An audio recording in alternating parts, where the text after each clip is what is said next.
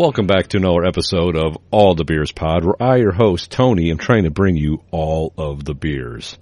And this week, I'm going to bring you another taste from my, not home state, but where I live, Michigan. Pound Michigan beer, of course.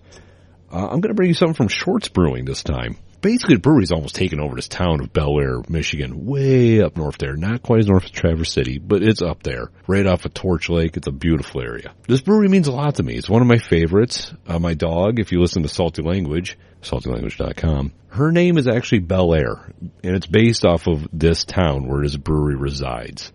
I've been up there many times. There's actually a nice little bed and breakfast not too far from there you can stay at. It's beautiful.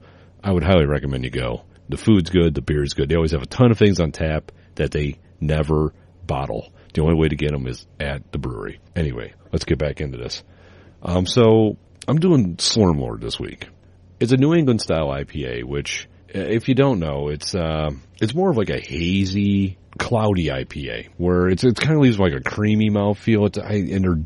People call them juicy IPAs because they do resemble like a refreshing, citrusy orange juice. I mean, it looks like a glass of orange juice right now. It actually looks like if you used to buy the orange pineapple blend, that's basically the exact color that's in my glass right now. And they originally actually originated out of Vermont from a brewery called The Alchemist. They made a beer called the Heady Topper, which kind of kicked off this whole thing to the point that people wanted to call New England IPAs Vermont IPAs, which seems a little pretentious to me, Vermonters. I mean, what are you doing? You're Vermont. Your state looks like a V. We get it.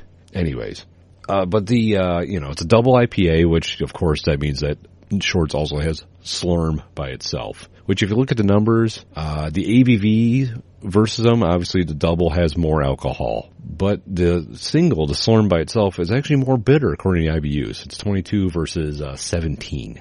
These numbers probably really don't mean a lot to a lot of people, but they're just kind of fun to look at sometimes. So whatever, we'll get into that. Slurm though, I mean, it kind of makes me feel good because if you have never watched Futurama, one, finish this episode, make sure you're subscribed, and then fire up Futurama wherever it is. I can't remember if it's on Netflix anymore. I'm not doing that kind of research because that's not this type of podcast. But Slurm is like, I don't know, the Coca-Cola of the universe. Everyone's drinking it, right? Everyone loves Slurm. And the Planet Express crew win a trip to the Slurm factory, which is on Planet Wormulon, where they meet, Slurm's Mackenzie, the mascot, and they end up finding out that Slurm is actually excreted from the Slurm Queen, which, as gross as it is, Fry just keeps drinking it, and, it's a nice little in memoriam to Slurm's Mackenzie, who valiantly sacrificed his life so they could get off the planet to escape the Slurm Queen. And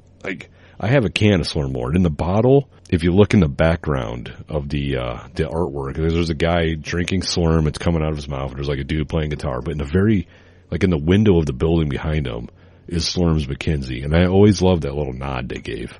I thought that was always cool. But I have the can, and the can is actually really great. They took the main, I almost want to say zombie guy, because, Slurm, but they took the main guy on the bottle, and he's having a great time. He's got Slurm coming out of his mouth. They made him black and white, and then the can is, the colors of Slurm. The pink, the green. I mean, it's just the nods they did to Futurama is perfect. I really enjoy it, and it's kind of why I love Shorts. They do, dopey stuff like that. I love it a lot.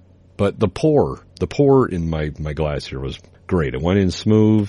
There was very minimal head on it. It just kind of left behind like a lacy little top, just floating across the surface of the beer. It was great. Minimal carbonation. I dig it. The color, like I said earlier, was like an orangey, like orange pineapple juice. I mean, it's more of a yellow. That's what I'm saying. And it smells like it's very pineapple-y on the nose. And you can definitely smell the bitter in it, which I really dig. I mean, and the taste though, it's not my favorite New England IPA because I've had ones that you just want to crack open with your eggs in the morning. It's so juicy and delicious. It's so refreshing. It's good though. It's really good. Like when you first drink it, it's very pineapple-y. It's very tropical, fruity. It's got that dank note, and then it ends very bitter. Like I don't know if you've ever mistakenly eaten the pith of a grapefruit, but it's like that kind of like bitter linger at the end, which I dig. I like bitter. I mean, I don't know. I can't complain about this beer. It is one of my favorites, and it's probably more because of the nod towards Slurm.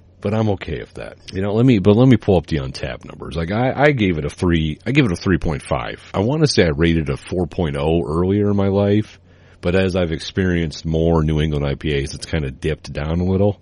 Overall, though, the general populace gives it a 3.9. It's got, 16,000 check-ins, about 200 a month. It is a seasonal beer, so, I mean, it might be gone, because I've been hanging on to some of these specifically for this podcast, if I'm being honest. If you can find it, I would give it a whirl, because it is a good beer. It's a good representation of the New England style of IPA.